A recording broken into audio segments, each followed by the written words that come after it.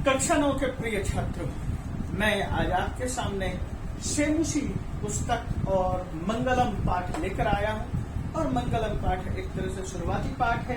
यह अथर्ववेद से अथर्ववेद के 12वें कांड का तीसरा मंत्र है।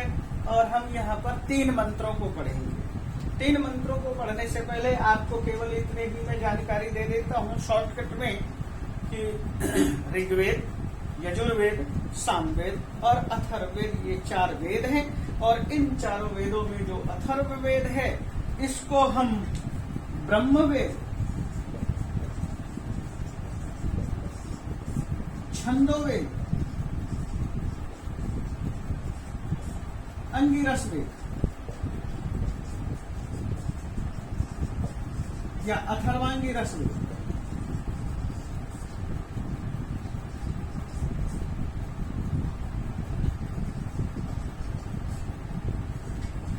कहते हैं। और इसी वेद के ज्ञाता को यज्ञ में ब्रह्मा पद पर आसीन किया जाता है।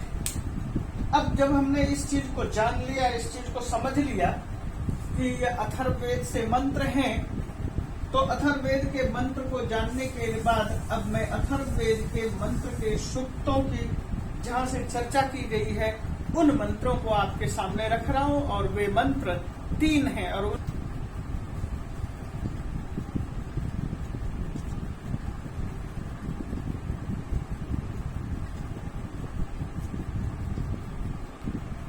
तो मैं आपको जैसे कि जानकारी दे रहा हूं, ये अथर्ववेद है। अथर्ववेद का 12वां कांड है और इसमें पृथ्वी सूक्त का वर्णन है। पृथ्वी सूक्त में 63 मंत्र हैं। अब आप ये देखिए कि जब हम पृथ्वी की बात कर रहे हैं तो पृथ्वी शब्द का 7वीं विभक्ति पृथिव्याम और सर्वनाम यत् शब्द का स्त्रीलिंग में यस्याम यह शब्द का प्रयोग हुआ है। और दोनों ही 7वीं विभक्ति एक वचन है। यस्याम से तात्पर्य है पृथिव्याम, जिसमें किसमें पृथ्वी में। तो पृथ्वी में क्या चीज है हमने आपके सामने कहा 63 मंत्र है। और इन 63 मंत्र में पृथ्वी में जो कुछ भी है, पृथ्वी पर जो कुछ भी है, पृथ्वी के अंदर भी बहुत कुछ है। बहुरत्ना और वसुंधरा, वसुधानी, इस तरह के शब्दों का प्रयोग है। और यह वही मंत्र सूक्त है जिसके अंदर ये कहा गया है, माता भूमि, पुत्रो अहम पृथ्वी। भूमि मेरी माता है और मैं इसका पुत्र हूं। और अंतरिक्ष मेरा पिता है। भूमि माता, भूमि पिता, अंतरिक्ष है। और इस चीज को देखने के लिए आपको इस मंत्र का, इस सूक्त का 11वां और 12वां मंत्र देखना पड़ेगा। तो तात्पर्य यह सब स्पष्ट है कि हम यस्याम का जो वर्णन कर रहे हैं, यस्याम से तात्पर्य है पृथिव्याम। और पृथिव्याम को हम लेकर के आगे बढ़ रहे हैं। जिस पृथ्वी में क्या है, सबसे पहले देखते हैं। इस मंत्र में लिखा है समुद्र, सागर सबको पता है। सिंधु से तात्पर्य है जल स्रोत। हमारे पास जल स्रोत क्या है? नदी, नद, झरने, तालाब।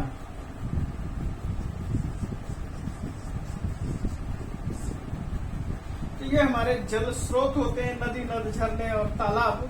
और इन्हीं चीजों के माध्यम से हम बात को आगे बढ़ा रहे हैं कि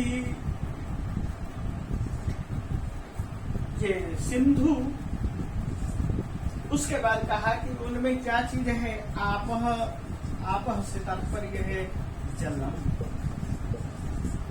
जिसमें समुद्र में जल है, सिंधु में जल है और ये कहने का तात्पर्य है जिस पृथ्वी पर समुद्र है, नदी नद है, उनमें पानी मौजूद है, विद्यमान। और क्या चीज है? यस्याम, जिसके अंदर, जिस पृथ्वी में अन्नम, अन्न, अन्न अनेक तरह के अन्नों का जिक्र है, यव, ब्रीही, गोधूम, इस तरह के अनेक तरह के यव का जिक्र है, अनेक तरह के पेड़ पौधों का जिक्र है। और उसके अंदर यव अन्नों को क्या किया जाता है? खेती की जाती है, अन्नों की खेती की जाती है।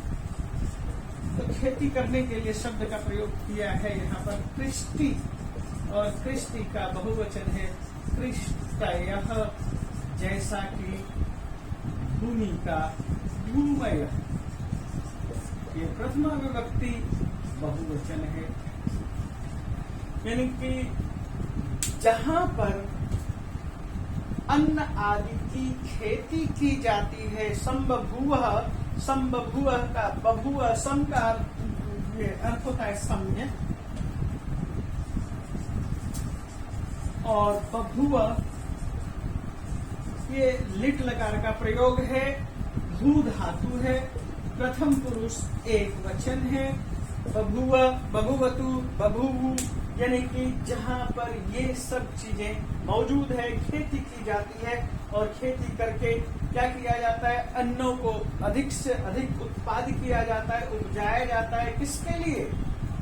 यस्याम, जिसके अंदर, इदम, ये सारे के सारे प्राण वाले जथ चल रहते हैं, सांस लेते हैं, जिनवती जीवित रहते हैं, सांस लेते हैं, और अनेक तरह की लोगों ने संस्थाएं बना रखे हैं, मनुष्य की सामाजिक संस्थाएं हैं, उन चीजों के माध्यम से हम आगे बढ़ रहे हैं और इन चीजों को संगठन के रूप में रहते हैं। ऐसी यह जो धरती है, इस धरती का जब जिक्र कर रहे हैं तो धरती, वह धरती क्या करे? तो सा, हमने यहाँ पर एक आगे शब्द है, ये देखिए, सा भूमि, सा विशेषण है और भूमि शब्द का विशेषण है। सा भूमि, वह भूमि। नो, हमारे लिए, पूर्व, पूर्व का मतलब होता है पहले, यानी कि जिस चीज की हमें जरूरत है, प्रधानता है, जिस चीज के लिए हमें बहुत अधिक आवश्यकता होती है, प्रथम चीज है वह पेयो। पेय, पेय से मतलब होता है पीने की योग्य पदार्थ।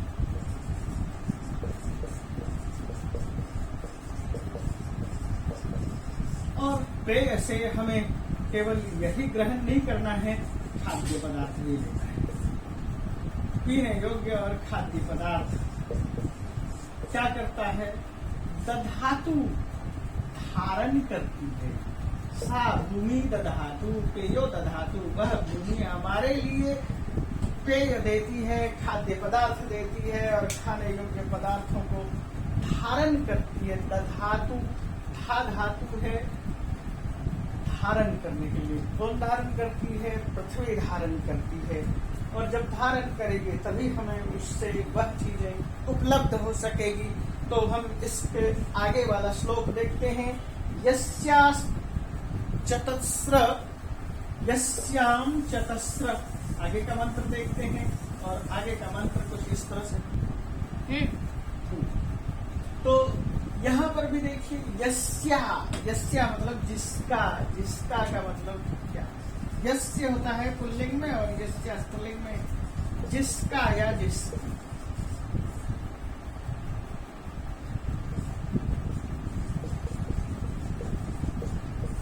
क्या चीज है? चतस्र प्रदिशः यस्याः पृथिव्या। यहाँ पर ये उदाहरण लेंगे, यस्याः पृथिव्या चतस्र प्रदिशः, जिस पृथ्वी के 4 दिशाएं। क्लियर है? जिस पृथ्वी पर 4 दिशाएं हैं और अनेक उपदिशाएं हैं, वो सब है, उनके माध्यम से भी हमें लाभ मिलता है। और यस्याम अन्नम कृष्ट है, और जहाँ पर खेती की जाती है, यस्याम जिसके अंदर जिसमें किसमें पृथ्वी पर अन्नम भोज्य पदार्थ कृष्ण यह उपजाई जाती है, कृषि कार्य करते हैं और कृषि कार्य से सामाजिक व्यवस्था बनाई जाती है। और उसके बाद वहां पर रहने या विभर्ती बहुधा, जो अनेक तरह से विभर्ती भ्रीय भरने धातु है,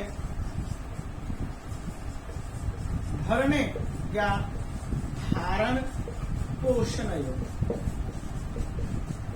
दो अर्थ में ये धातु है कि जो धारण करती है, विभर्ती धारण करती है, या पृथ्वी विभर्ती बहुधा अनेक तरह से, जो पृथ्वी हमारे लिए अनेक तरह से अन्न से, जल से, खान पान से, खाद्य पदार्थ से, पशु के द्वारा मिलने वाले गोधन से मिलने वाले दूध, दही, घी आदि से विभर्ती धारण करती है। ये हमारे लिए देती है, हमें धारण कराती है। और केवल यही नहीं, हमें जितनी भी चीजों की आवश्यकता होती है, समुद्र में जो मिलने वाले पदार्थ हैं, धरती पर मिलने वाले पदार्थ हैं, धातु है, खनिज है, वह सब बहुधा से तात्पर्य अनेक तरह की चीजों को विभर्ती धारण करती है। प्राण देजत, और वह क्या होता है, जो प्राण सांस लेने वाले प्राणी है, चलते फिरते प्राणी है, एजत का एजरी कंपन है, एजते एजते एजते इस तरह से रूप है। यहाँ एजत एजती एजत है, चलते हैं, चले, जिसके माध्यम से प्राणी चलते हैं, फिरते हैं, कह लो वर्तमान काल के अर्थ में प्रयोग करेंगे। सान भूमि, वह भूमि नो हमारे लिए पूर्व प्रधान पेय यानी खाद्य पदार्थ आदि, वह भूमि हमारे लिए लाभप्रद जितनी भी वस्तुएं हैं, वह हमारे लिए संपन्नता देने वाली चीजें हैं, वह धारण करे, यानी कि वह धारण करती है और वो हमें प्रदान करती है, हमें संपन्न बनाती है। इन खाद्य पदार्थों से हमें ऊर्जावान बनाती है, हमारे सभी तरह की सुख संपन्नता सुविधाएं भोग सामग्री है यहीं से आती है। इसलिए यह पृथ्वी हमें देती है, कहो या धारण करे, दधातु है, दधातु का अर्थ धारण करे। चलिए आगे के मंत्र को हम देखते हैं, और आगे का मंत्र है, तो यह श्लोक देखिए, मंत्र देखिए, सह जन्म विभ्रति बहुधा विवाचसम नाना धर्मानम पृथ्वी यथौकसम सहस्र धारा द्रविणस्य मेदुहाम ध्रुवेव धेनु रणपस पुरंती। यह अथर्ववेद का 12वें कांड का 45वां मंत्र है। जैसे कि मैंने शुरू में कहा, ये 63 मंत्रों का संग्रह। इस 45वें मंत्र में हम क्या कहना चाहते हैं? बहुधा अनेक प्रकार,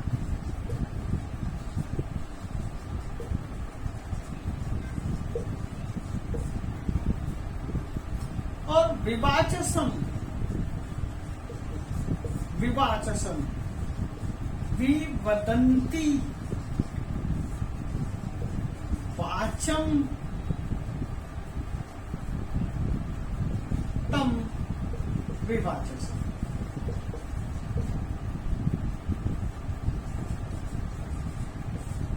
विवाचसम का मतलब है, हम क्या बोलते हैं, विवदंती से विवाद नहीं है, बल्कि भाषाएं बोलते हैं।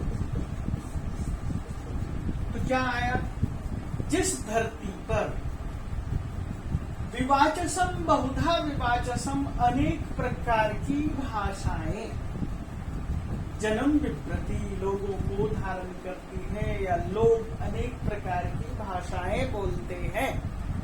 आप ये नहीं कह सकते कि संस्कृत भाषा प्राचीन भाषा थी, अथर्ववेद के युग में केवल संस्कृत ही बोला जाता था। यहाँ पर इस शब्द को ध्यान में रख करके ही अर्थ लगाना पड़ेगा।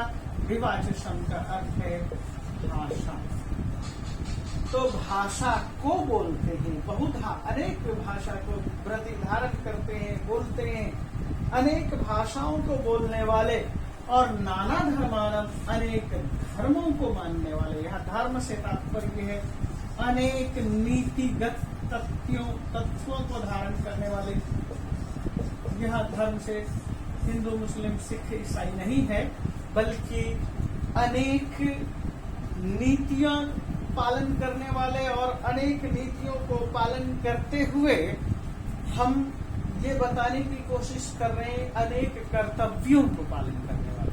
धर्म धारण करना, कर्तव्यों को हम धारण करते हैं, हमें जो ड्यूटी दी जाती है उसको हम पालन करते हैं। अनेक तरह के हमारे कर्तव्य होते हैं और उनको हम धारण करते हैं। तो नाना धर्मानम, अनेक कर्तव्यों को मानने वाले, अनेक धर्मों को मानने वाले या अनेक तरह के मत को स्वीकार करने वाले, जैसे कि हम आधुनिक काल में देखते हैं, कोई बौद्ध है, उसके अंदर कोई शून्यवाद है, कोई व्याकरण है, उसमें स्फोटवाद है। इस तरह से बहुत तरह के वाद हैं, न्याय के वाद हैं। इसी तरह से अनेक धर्मों, अनेक धर्म से तात्पर्य है अनेक वादों को मानने वाले, अनेक विचारों को मानने वाले। कुछ प्रकृति प्रेमी हैं, कोई वेद प्रेमी है, कोई यज्ञ की बात कर रहा है, कोई तप की बात कर रहा है, कोई दान की बात कर रहा है, कोई स्वाध्याय की बात कर रहा है, कोई ध्यान की बात कर रहा है, कोई समाधि की बात कर रहा है। और इन चीजों में, अनेक धर्मों में को पृथ्वी यथोपसम, ये जो पृथ्वी है इसके अंदर अनेक धर्म हैं, अनेक समुदाय हैं या अनेक तरह के लोग हैं, और उन सब को यथा अवकशम, जिस तरह से वह धारण करती है, किसी की भी विचार परंपरा को नष्ट नहीं होने देती है। ऐसी धरती है और वह धरती क्या करती है? द्रविणस्य धन के सहस्राम धाराम, हजारों धाराएं, हम मनुष्यों के लिए हजारों धाराओं को हजारों तरह से, हजारों ढंग से हम धरती को से धन लेते हैं, धन को प्राप्त करते हैं। हम धरती को दुख रहे हैं, कैसे? ध्रुव निश्चित रूप से हम धरती से लेते हैं। कोई लोहा ले रहा है, कोई अब्रक ले रहा है, कोई सोना ले रहा है, कोई चांदी ले रहा है। सोना चांदी का तो प्राचीन काल में बहुत ज्यादा वर्णन है। हिरण्मयी शब्द का प्रयोग आपको मिलेगा इसी मंत्र में अनेक जगह पर। और धेनु अनपस्फुरंती, जिस तरह से धेनु गाय किसी भी बाधा के अनप, न अप अनप, किसी तरह के बाधा से रहित होकर जैसे गाय दूध देती है, ये धरती रूपी गाय हमें बिना बाधा के हर तरह के साधनों से हमें संपन्न करती है, हर तरह की व्यवस्था देती है, हर तरह के साधन देती है। तो एक चीज जहां पर मैंने ये बातें कही, तो एक बात आपके सामने मैं यहाँ और भी रख देता हूँ। वो ये हो सकता है कि वो आपके इससे मेल ना खाता हो। एक समय था संस्कृत सभी भाषाओं की मूल, सभी भाषाओं का मूल संस्कृत, और उसके बाद यहाँ से अनेक भाषाओं का प्रस्फुटन हुआ क्षेत्र के आधार।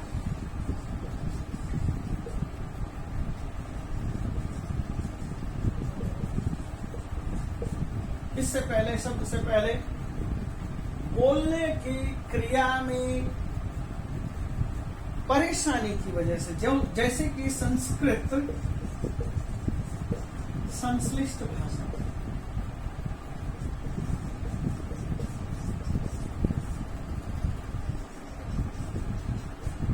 अब संश्लिष्ट भाषा में क्या होता है कि बहुत से शब्द एक साथ प्रयोग होते हैं, उसके उच्चारण में परेशानी होती है, उच्चारण नहीं कर पाते हैं। और सभी लोग पढ़ने लिखने वाले नहीं थे, पढ़े लिखे नहीं थे, तो उससे जो उनके मुंह से, मुख सुखात से उन भाषाओं के शब्दों का प्रयोग नहीं हो पाता था, तो भाषा पैदा हुई प्राकृत, उसके बाद भाषा पैदा हुई पाली।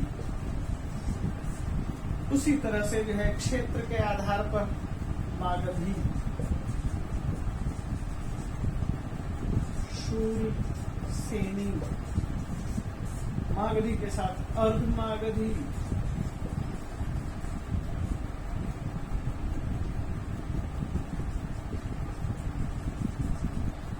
एक टाइम ये भी था, प्राकृत से पहले एक शब्द था, जैसे कि हम संस्कृत नाटक देखते हैं, कथा साहित्य देखते हैं, पुस्तक का नाम है गौड़ वहो।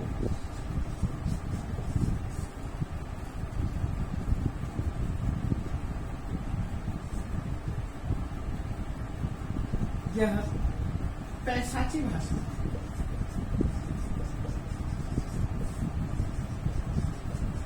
और फिर हम ये भी कह सकते हैं कि यहाँ पर अनेक तरह की भाषाओं को हम देखते हैं, आज भी अनेक तरह की भाषाएं देखते हैं। संस्कृत से हिंदी भाषा हम सीधे नहीं कह सकते, मागधी, अर्धमागधी, सौरसेनी, इनसे जो विकसित भाषा हुई, और इन भाषाओं के बाद इनमें नाथ संप्रदाय के द्वारा और जैन संप्रदाय, जैन मुनियों के द्वारा लिखित पुस्तक के आधार पर जिस तरह की भाषा आई, उस भाषा से हम हिंदी की तरफ धीरे धीरे बढ़े।